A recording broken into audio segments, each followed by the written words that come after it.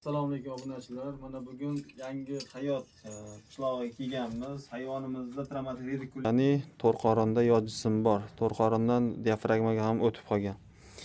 Hozir apparatimiz yordamida ko'rsatamiz mana. Ko'rishlaringiz mumkin, zakkonni signal beryapti. Hozir apparat solamiz. Zond yordamida hozir olishga harakat qilamiz. Kuzatib boringlar.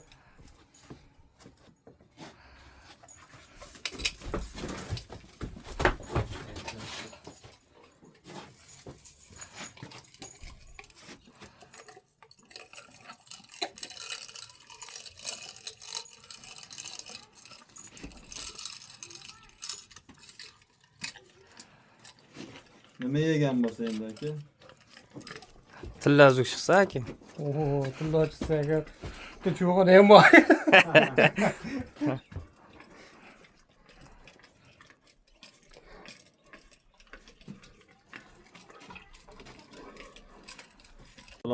Mana zondni olamiz, hozir nima chiqishini ko'rasizlar. Qarmog'imizga nima ilinar ekan bu safar, ha?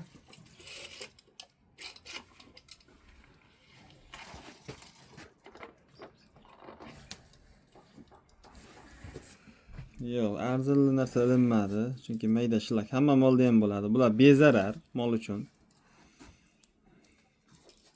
Mana aka ko'ryapsiz? Bu narsa bezarar bu. Hamma molda ham bo'ladi bu shilak.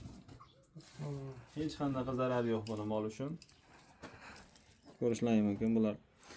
Xo'p, ishlab turing. Ololmaganligi sababli yana qaytadan tekshiramiz.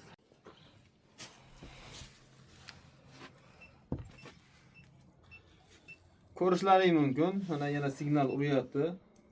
Sababi bu to'sh qismiga yaqin. Ko'rsatmaydi.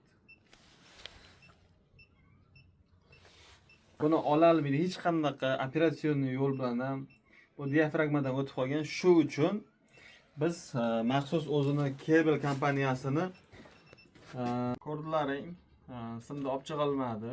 Negaki sanchilib turibdi. Shu sababli Germaniyalik Kebel kompaniyasini magniti bo'ladi, shundan yutkazamiz. Butun umrga ichida qoladi. Hech qanday zararli ta'siri yo'q buni.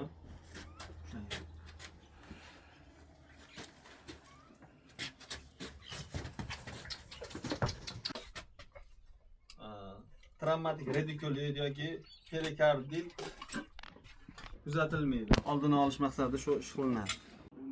Bizni kuzatishda davom eting. Kanalga obuna bo'lmaganlar obuna tugmasini bosib qo'yinglar.